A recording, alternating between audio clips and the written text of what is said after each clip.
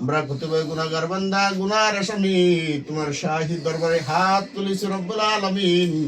এর পূর্বে রাসূল আকরাম সাল্লাল্লাহু আলাইহি ওয়াসাল্লামের শানে কয়েক রব্বুল আলামিন সূরা ফাতিহা ইখলাস পাঠ করেছি। ভুল ত্রুটি মার্জনা করো, মার্জনা করিয়া কবুল করো।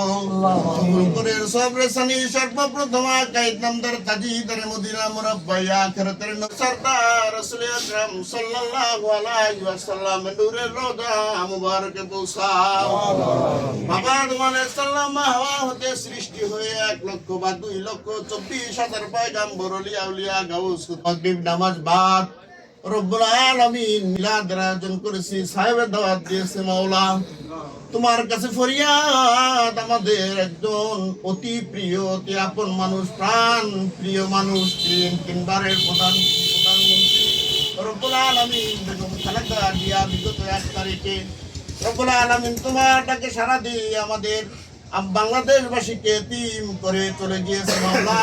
খাস করে তোমার কাছে ফরিয়াদ, তার জিন্দেগির সমস্ত গুনাহকে তো মাফ করে দিয়ে জান্নাত নসিব করে দাও রব্বুল আলামিন। লাখো জনতার বীর, কোটি জনতার ভিড়ের সাথে সাথে জানাজার ময়দানে তত লোক ছিল মাওলা।